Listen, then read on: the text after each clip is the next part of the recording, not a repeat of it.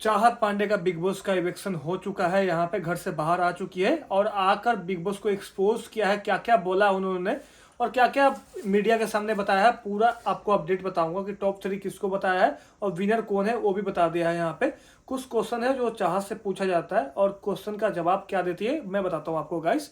यहाँ पे इलेक्शन के बाद चाहत के पास मीडिया वाला वहाँ पे आते हैं, मीडिया वाले उससे बात करते हैं।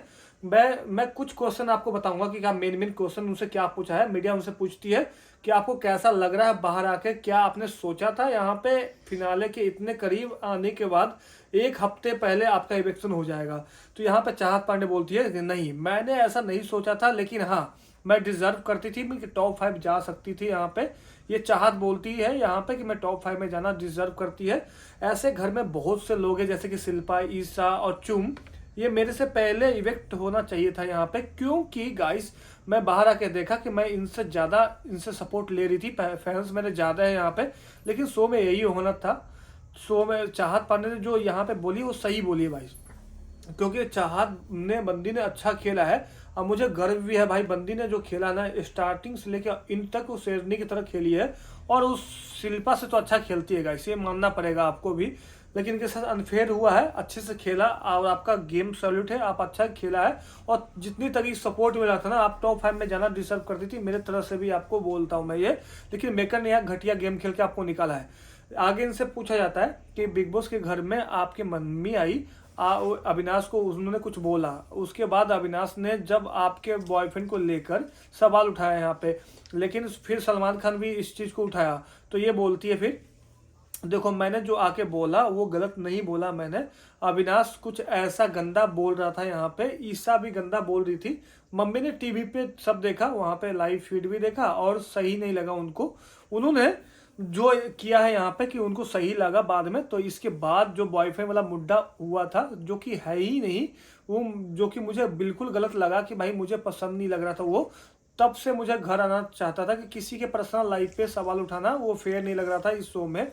बात भी सही है, मतलब ये शो ऐसा था कि चाहत भी जानती है, ये शो ऐसा था कि भाई पर्सनल बात तो किया नहीं जा सकता था यहाँ पे। सबसे ज़्यादा स्पेशल कि बाहर के बातें यहाँ पे नहीं होते, लेकिन शो के होस्ट मेकर ये बाहर की बातें यहाँ पे खुलेआम कर रहे थे, जो कहीं ना कहीं ये रूल अपना तोड़ रहे थे। अगला सवाल इनसे पूछा जाता है कि रजत दलाल के साथ आपका झगड़ा होता था कभी प्यार, आपका जो हैशटैग चल रहा था बाहर की राहत वाला। तो ये बोलती है देखो प्यार तो नहीं था कि मैं अच्छे दोस्त था यहाँ पे, उसने पलटी मारी वो गेम के लिए था। कुछ काफ़ी चीज़ ऐसा करता है वो कि इधर उधर जाता है, पलटू लाम है, कभी इधर समीकरण बनाता है कभी उधर समीकरण बना लेता है, और इसीलिए मुझे दिक्कत आती रही और दोस्ती जो ख़त्म होने पे भी आती रही, फिर शुरू रहा फिर ख़त्म हुआ दोस्ती, तो ऐसे चलता रहा। लेकिन मैंने अच्छा दोस्त समझा और मेरा वही दोस्त था जो बात समझ पाता था यहाँ पे। जी हाँ, चाहत जैसे रणवीर के साथ लड़ाई हुआ चाहत का, तो रजत को बहुत अच्छे से समझ रही थी और चाहत को रजत भी समझ रहा था, उसके फीलिंग को पढ़ पाता था यहाँ पे। लेकिन ठीक है, गेम के चक्कर में यहाँ पे सनकरण इधर उधर हो गया है गाइस। तो ये है पूरा मैटर यहाँ पे।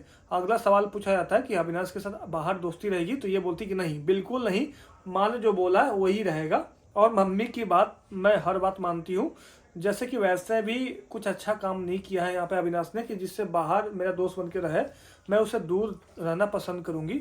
जैसे भले ही कोई शो साथ में करना है तो वो शो भी मैं नहीं करूँगा यहाँ पे, ये बोलिए चाहत पांडे ने ओपनिंग दी है यहाँ पे। और इतना तगड़ा झगड़ा हुआ है अविनाश के साथ, तो अब लगता नहीं है कि अविनाश और चाहत कभी साथ में काम करेंगे या दोस्ती भी रहेगा।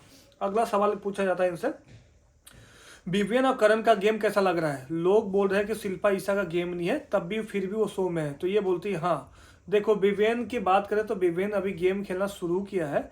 सलमान ने उसको बोला कि अगर अभी गेम पे ध्यान दोगे तो विनर बन सकते हो, तो अभी खेल रहा है। करण की बात करें तो करण जो जैसा फेक इंसान है वैसा नहीं सोचा था कि ऐसा फेक इंसान रहेगा। गाइस मुझे भी ऐसा फीलिंग लग रहा है कि करणवीर जो क्या बन गया है भाई, ओवर कॉन्फिडेंट है, इस तरह से कैसे खेल रहा है, मतलब कि अलग अलग लग रहा है मुझे। मेरे ख्याल से वो रियल में बेकार इंसान है, वो गंदा बोलता है और नाटक कर रहा है अच्छा बनने का। यहाँ पे वो सच में आग लगाने का काम करता है। शिल्पा ईशा की बात करें तो दुनिया सही बोल रही है कि शिल्पा और ईशा का यहाँ पे डिजर्व नहीं करते हैं यहाँ पे घर में। अगर जनता के हिसाब से वोटिंग होती है और ये नॉमिनेशन में फंसते हैं तो भाई इनका इवेक्शन माना जाएगा। तो विवेन करण के सहारे ही आगे बढ़ रहे हैं, ये भी बोली है। ईशा अविनाश के सहारे बढ़ रही है और शिल्पा जो है विवेन और करण के सहारे बढ़ रही है आगे। तो ये है, बिल्कुल सही बात बोली है बंदी ने, जो आके बाहर में अगर नॉमिनेशन में शिल्पा और ईशा आती है, फंसती है अभी, तो अभी इवेक्ट हो जाएगी दोनों। लेकिन देखते हैं, मेकर बचा रहे हैं तो मेकर ही आगे लेके जा रहे हैं। यहाँ पे अगला सवाल पूछा जाता है कि बिग बॉस के बाद आगे राजनीति में जाना है या टीवी पे। चाहत वहाँ पे एमएलए भी थी, यहाँ पे जहाँ जनता मुझे देखना पसंद करेगी वहाँ जाना चाहूँगी, चाहत बोलते हैं। तो आप लोग कहाँ देखना चाहेंगे वो बताइएगा। इसी बीच गाइस मैं आपको सब अपडेट आपको बताता हूँ, रजत का अपडेट जो भी है। सबसे पहले मैंने आपको कल भी बताया था चाहत पांडे विक्ट हुए इंस्टाग्राम आईडी पे, तो आप फॉलो करके देखिएगा। वहाँ पे सबसे पहले मैंने बताया था ब्रेकिंग न्यूज आपको, कौन विनर बनेगा, कौन टॉप 3 रहेगा, ये सब बताऊंगा गाइस आपको। वहाँ पे फॉलो कर लीजिए सब जाके वहाँ पे, क्यों अभी एक हफ्ते बचा हुआ है यहाँ पे। तो जनता जहाँ देखना चाहेगी मैं वो करूँगी, यहाँ पे चाहत पांडे बोलती है। इसके साथ साथ ये बोलिए कि जनता अगर देखना चाहती है कि राजनीति में जाए या टीवी करूँगी तो टीवी करना चाहूँगा, मैं दोनों काम करते हुए दिखाई दूंगी, ये बोलिए। सुने, शो के बाहर आने के बाद इनको अफसोस भी नहीं लग रहा है, ये शो उनको छोड़ना था या एविक्शन कर दिया या कुछ भी कर दिया, मेरे को कोई फर्क नहीं पड़ रहा है यहाँ पे। क्योंकि चाहत को दिख रहा था कि चाहत के साथ जो चीज़ हुआ था वो रो भी रही थी कि भाई रजत मुझे घर जाना है, छोड़ के आया यहाँ पे। अब वो शो में पहले शो नहीं रहा, ये चाहत बोलती है यहाँ पे। मैंने भी गाइस आपको बताया हूँ पहले कि चाहत की मम्मी ने जो किया है, चाहत का एविक्शन करेंगे, पहले भी बताया था आपको। अगला सवाल पूछा जाता है इनसे कि टॉप 3 कौन है, तो ये बोलती है मेरे हिसाब से टॉप 3 विवेन, रजत और करण है, ये बोलती है। अब बाकी सही बोला है बंदी ने, ये तीनों टॉप 3 है, दमदार भी है, ये बंद है। अगला सवाल इनसे पूछा जाता है कि विनर कौन बनेगा, तो ये बोलती है कि वैसे गेम के हिसाब से बने तो रजत विनर बन रहा है, लेकिन वोटिंग ज़्यादा मिल रहा है वो विनर बनेगा। तो मेकर अनफेयर ना करे रजत के साथ, जैसे मेरे साथ किया है। मेकर वाइसनेस दिखा रहे हैं, ये बोलिए चाहत बोलिएगा इस यहाँ पे मीडिया के सामने कि मेकर ने मेरे साथ अनफेयर किया। ये बिल्कुल सही बंदी बोल रही है भाई, डिजर्व करती थी कि टॉप 5 में जाना डिजर्व करती है। क्या आपको लगता है?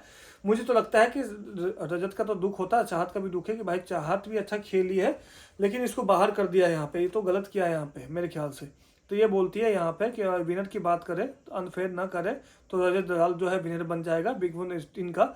अगर इन्होंने रजत को बाहर किया तो विवेन डिस्ना विनर बनेगा, ये क्लियर करके मैंने सोच के बताया था आपको कि भाई चाहत पांडे ने वही एग्जिट बताया, 100% वो सुन के आई है। एक्सपोज भी किया है मेकर को, एक्सपोज क्या किया कि यहाँ पे मेकर गलत कर रहे हैं, अगर अपनी लाडली ईशा और शिल्पा को आगे लेके जा रहे हैं और जो मैं डिजर्विंग था उसको बाहर कर रहे हैं। तो यहाँ पे जो है एक्सपोज भी किया है कि रजत के साथ भी ये चीज़ हो सकता है। क्या लगता है गाइस आपको कि चाहत ने सही बोला कि ऐसा बोला है? जो मेन टॉपिक था वो सवाल था वो मैं बता दिया आपको। इंटरव्यू करीब करीब 30-45 मिनट का होता है, लेकिन पूरा रिकॉर्ड किया मीडिया वाला ने। लेकिन जो मैं मेन सवाल है वो बताया हूँ आपको कि जो मेन जो पॉइंट वाला है सवाल। फिलहाल गाइस आप लोग बताइए कि क्या ये सही हुआ कि गलत हुआ चाहत के साथ। नेक्स्ट में किसका है इवेक्शन आप बताइए कमेंट करके। जब तक मैं मिलता हूँ नेक्स्ट वीडियो में, लव यू गाइस। और जो मेरा वीडियो देख रहे हैं गाइस, आप लोग लाइक सब्सक्राइब फॉलो कर लीजिएगा। आप लोग एक फैमिली हो भाई, छोटा सा फैमिली को बड़ा करो भाई। अगर जो वीडियो देख रहे हैं कहीं से भी देख रहे हैं भाई, जितना लोग भी देख रहे हैं भाई, एक बार लाइक बटन दबा देना, सब्सक्राइब। लव यू गाइस, जय भोलेनाथ।